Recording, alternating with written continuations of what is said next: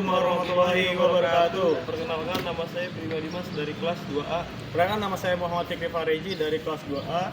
Kali ini kami akan mengidentifikasi komponen dan fungsi pada engine-engine di alat berat.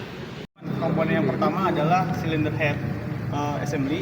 Jadi cylinder head ini berfungsi sebagai ruang pembakaran yang ada di engine. Nah, di cylinder ini terdapat yang pertama itu valve sebagai pembuka katup, dan cylinder head ini juga berfungsi sebagai pemasok udara dan yang mengeluarkan gas buang. Nah, jadi udara yang masuk melalui intake port ataupun valve, intake valve, lalu keluar ke exhaust valve. Nah, intake sama exhaust valve ini diatur oleh yang namanya camshaft.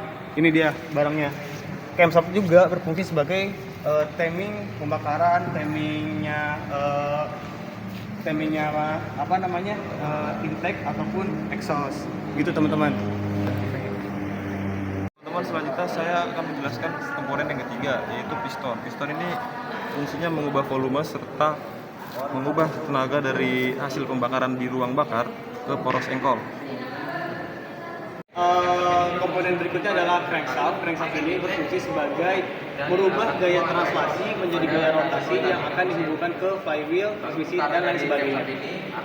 Komponen kelima itu saya akan menjelaskan tentang radiator. Yang dimana radiator ini fungsinya ada di cooling system.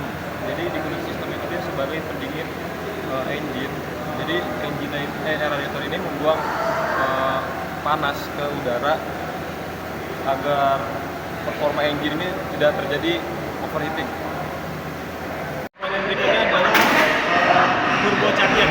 Turbocharger ini ada pada sistem intake dan exhaust yang berfungsi sebagai meningkatkan tenaga dengan memaksa udara berlebih.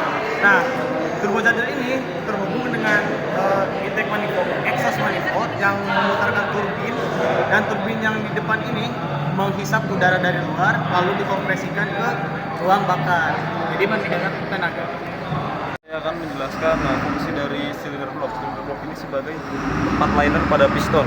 Jadi piston ini bekerjanya di sini, di cylinder block. Jadi cylinder block ini pada intinya itu menjadi rumah pada komponen-komponen engine lainnya. Berikutnya adalah berkaitan dengan sistem kelistrikan, yaitu charging dan starting. Komponen yang pertama adalah alternator.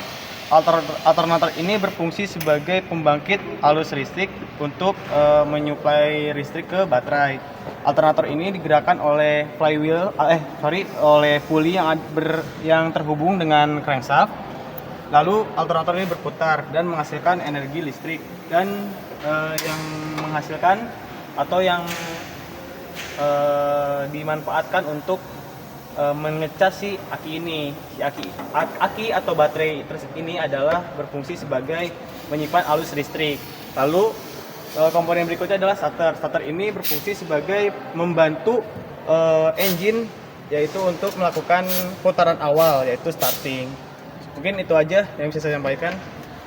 Sekian dari kami berdua pemaparan pada hari ini tentang komponen-komponen pada engine alat berat dan beserta fungsinya. Kami tutup. Wabillahi taufiq wal hidayah. Wassalamualaikum warahmatullahi wabarakatuh.